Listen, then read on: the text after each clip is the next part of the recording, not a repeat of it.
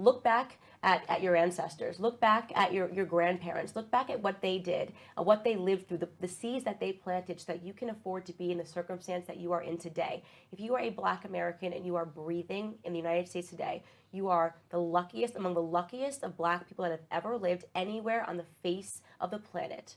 That is an incredible statement. All of human history, the luckiest Black people that have ever lived on the face of the human planet are the ones that are living and breathing in America today, okay?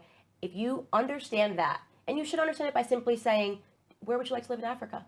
For all that hoopla about they took us from Africa, find me a Black American that will tell you they want to move back to Africa. I will listen right now. Or Europe. Why is it no? I'll book the flights for them. Right? For any person that says we were stolen from our ancestors, I will book the flight for them. I will book the flights if you renounce your U.S. citizenship for you to go live back. Oh my gosh.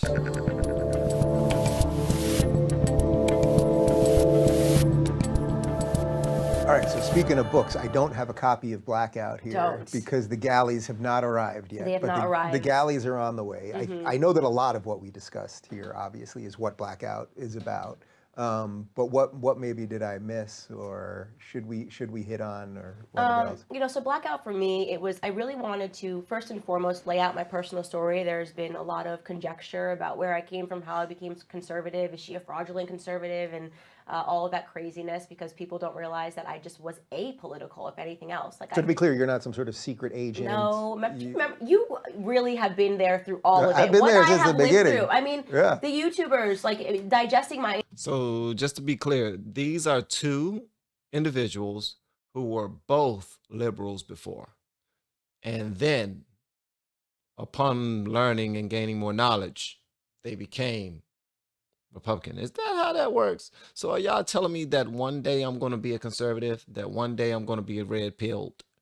And so, just in case you're wondering what I have on, this is something that my guardian who adopted me at the age 3 years old, she likes to make things and get me to wear things on my show, is what she calls it. So sometimes I wear it on my show, you know, to honor her. Shout out to Diane. Also, if you like this style of content, please do me a favor and hit the subscribe button and the notification bell so that next time we post new content, you'd be the first to be notified. My entire life saying, like, she must be a plant, like, I mean, a Soros plant. I'm like, I've never even voted. Like, I literally, prior to getting into things, I genuinely just was not politically inclined. Yeah. And I just thought I had to be a Democrat and thought I had to be a liberal. And, you know, looking in the retrospect, I realized how foolish that is. You know, that I didn't realize that everything that bad happened in my life was really routed to bad policies and bad politicians. Wow. But I wanted to first lay out just my personal story. You know, the subtitle of the book is How Black America Can Make Its Second Escape from the Democrat Plantations. And I do believe, I say this all the time, people get upset, that Black Americans are still enslaved today, that the left just got smarter and they realized that you can't enslave people, their bodies. You can't have Black Americans on the plantation anymore, but you can still have Black Americans doing all of the work for you and reaping no benefit. And that is a structure that we see today between Black America and the Democrat Party. You know what? It's one thing not to like Candace Owens, be a Black person and not like Candace Owens because of her policy. It's another thing to be a Black person and not like Candace Owens simply because she don't believe the same things you believe, or because you're already prejudging her and thinking that she has been whitewashed, so to speak. Not to really take into consideration all of the pushback she's been receiving her entire journey of trying to be a better person and learn exactly what it'll take in order for the Black community to receive the necessary everything necessary that it needs in order to move forward.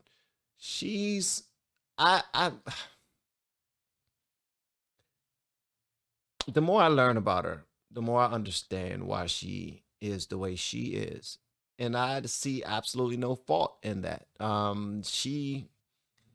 I like the fact that she gives us her story, her backstory. Her backstory is not that of someone who was, you know, in the hood and you know, doing all the hood stuff and all that other stuff. But it also wasn't a Black person who was just always around nothing but white people and wanted to be white or anything like that. she actually went through a situation that I believe most Black people would have run to be more liberal than anything. And I'm talking about a situation that she went through in high school. But instead of that, her doing that, she wanted to get over all of the all the noise about racism and all this other BS. And she wanted to get down to the root of exactly how to fix everything. And she's doing it to try to help people who actually look like her. And I think that part is beautiful. The fact that she's doing it to help people who look like her. All right, let me be quiet. We are doing all of the work. We carry them over the finish line, and we benefit not in one single way. And so I really kind of lay out that argument and talk about what slave life was really like, the breakdown of family, why it was necessary for families to be broken down, to trade, constantly be trading slaves from one plantation to the next. They could have no feelings for one another. Frederick Douglass, in his autobiography, the first couple of pages, he starts talking about his life as a slave. He talks about the fact that when his mother died, he felt nothing. When his sisters were traded, he felt nothing. He had no sense of kinship, no familial love for his own blood. That was necessary to the institution of slavery. We still have that kinship and that relationship and that community still broken down all of these years later, despite the Reconstruction era post-slavery, which we saw Black American families getting back together. We were doing something. It's all been wiped away. At a higher rate, by the way, until about 72 or so. Yeah, in the 1950s, Black Americans were outpacing whites in terms of economic growth. And then immediately following, the 1960s and the Great Society Act and the systemic oppression, which started via the welfare system, everything started falling apart. Reading, another topic, going back to slavery. Black Americans, it was illegal for Black Americans to learn how to read. In fact, it was so illegal that if you were a white person, you were taught and you were caught teaching your slave to read, you would be found guilty too. It was a serious sin. The reason for that is because they didn't want Black people being educated, because an educated mind can't be enslaved. Let me ask you this. Now, black people who do not agree with Candace Owens, white people who don't agree with Candace Owens, because there's a bunch of white liberals as well who show the same type of vitriol and anger toward Candace Owens for being on the side that she's on. If she was so bad, why is she telling the truth about slavery? Like, because there's some people that like to hide this information that she's given. She's not hiding this information that she's given. She's giving this out. I mean, she's not trying to hide the fact that information was being hidden from Black people, or it was a sin to teach, or for Black people to read, or for white people to teach Black people how to read. She's not hiding that information. She's freely giving out information to people who probably wouldn't have gone and gotten it themselves. So how does she hate people who look like her? I don't see anybody who would hate someone that looked like her, that gives out that type of information. That's just what I believe. Well, what's changed? Look at the illiteracy rates in Black America today. Look at Baltimore. Look at the inner cities. Look at, we're in California. California, 70% of Black boys could not pass a basic literacy exam. Oof. Nobody is talking about that. You have politicians that are standing on stage saying that all they care about is Black Americans. They're not talking about everything that is harming Black Americans today, everything that is recreating the very same plantations that we came from. Did you catch that brilliant line that Bernie had in one of the debates, which is he's not only so pro-marijuana that he wants it to be legal, but he also wants to have Black business owners owning Black marijuana shops in Black communities. I did not catch that. And again, I say this as someone that's pro-legalizing weed, but like, we're going to incentivize Black people to own Black marijuana shops. That's just something that's what I'm talking about. When politicians start to do stuff like that, I'm like, come on, bro. Come on. That's like running for president or something, or student government at high school or something like that. I'm gonna give you free sodas and free chips, yeah, and everyone gets A's who vote for me, yeah, and you know, the hot nurse, everyone get the kiss in their mouth if you vote for me. They'd be like, yeah. That's what it sounds like when these politicians start pointing their daggone thumb at the camera and promising, making these false promises or pointing their knuckle. It's either their knuckle they're pointing or they're pointing their thumb. And don't let them stop. Say, I would do this for you. Then they start looking like old daggone used car salesman or something. In Black communities, that Right, and that's why I don't celebrate, by the way, why I am conservative on the marijuana front is because when you talk about where this is happening, Chicago, I think, just passed, marijuana laws. It is, to me, I know it's going to lead to more dysfunction, amongst Black America first and foremost, because that's how it always is. It's what is it about progressive policies that always leads to progressive results for the Black community first and foremost. And so I am loath to be smart enough to see the debate between alcohol and marijuana, so that I can't firmly say no to marijuana. But I have a thinking brain, and I just don't see how conservatives can make a sound argument against it at the moment. What else has to happen for the Black community to break? I'm going to guess, although I don't have the book yet, that at the end you either make some predictions or you tell people what tools they need to really break out of this. Yeah, it's not even about making predictions, and I have my own personal predictions, but I definitely am not doing that in the book. I'm giving Black Americans a guide that I saw before me when I started waking up, and I'm having this conversation with you. You can have the option to accept this victim narrative, right? You can have the option to say, I accept this diagnosis of cancer, even though I feel fine, walk fine, and have been living fine my entire life. I feel fine, walk fine, have been living fine. I'm going to live like I'm going to die any moment.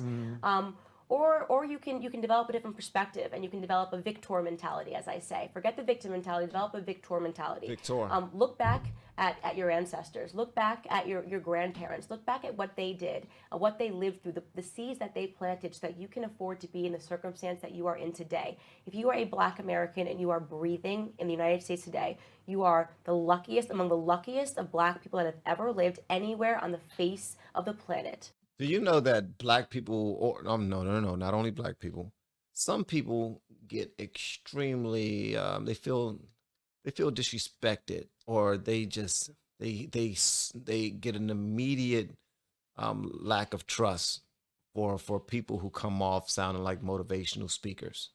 Like if you're giving them all the positives of life and telling them that everything's going to be all right, you're doing great, we are doing great as a whole, things are moving forward, our trajectory is going that way and not that way, and blah, blah, blah, blah, blah. They stop trusting you like that.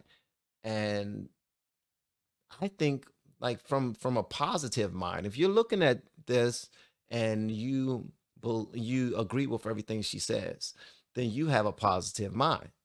If you're looking at this and you're getting upset at what she's saying, well, sometimes it's not all this, that, and the other, and blah, blah, blah, you don't know my life and you don't understand, then you're not thinking of, you're just not in a positive state of mind when you hear this type of rhetoric. This type of attitude upsets you for some reason.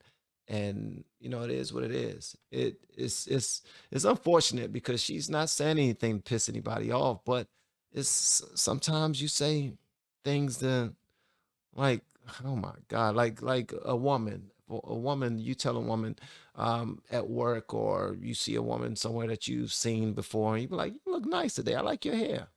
And some people would be like, what, I didn't look nice yesterday? What, my hair didn't look good yesterday? Why you all looking at my hair anyway? Why don't you look over there? Blah, blah, blah, blah, blah. Some people you can't compliment, is what I'm saying. Some people you can't say nice things to, because in their world of gloom and doom, you need to say things to them that are realistic.